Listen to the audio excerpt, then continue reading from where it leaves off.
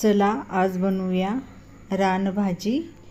तिला दुडीची फुलं असे म्हणतात आणि ती पावसाळ्यामध्येच मिळते. आणि त्याच्या अशा थोड्याशा जाड जाड काड्या काढून टाकायच्या आणि ती भाजी म्हणजे फुलांच्या कळ्या आणि फुलणाऱ्या कळ्या अशी ती भाजी असते. आणि ती पावसाळ्यामध्ये वर्षातून एकदाच मिळते आणि खायला पण खूप टेस्टी, हेल्दी, खूपच टेस्टी असते. आणि अशा जाड काड्या काढून टाकायच्या आणि तिला स्वच्छ धुवून निथळू द्यायचं चाळणीमध्ये. आणि तेल तापल्यानंतर जिरं, मोहरी आणि ही भाजी कमी साहित्यामध्ये आणि सुकी भाजी.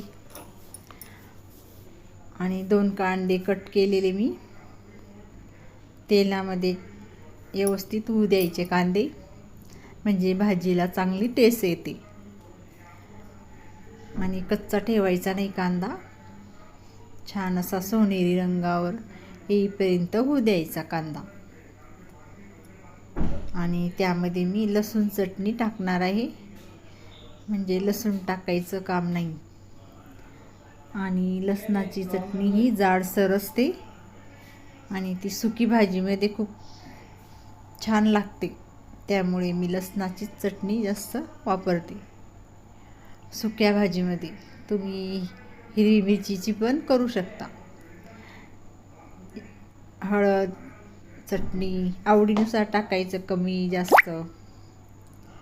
आणि चटणी पण छान असं परतून घ्यायचं आणि पुन्हा असं मसाला झाल्यावर फुलं टाकून द्यायची. पाणी अजिबात टाकायचं नाही, वाफेवरच ही भाजी शिजून जाते, त्यामुळे आपण पाणी टाकायचं नाही.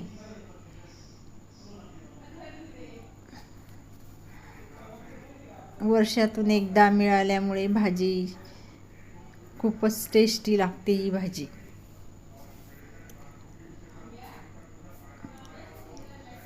आणि चवीनुसार मीठ टाकायचं. लसूण चटणीमध्ये अगोदरच मीठ होतं, त्यामुळे मी थोडंसंच टाकलेलं.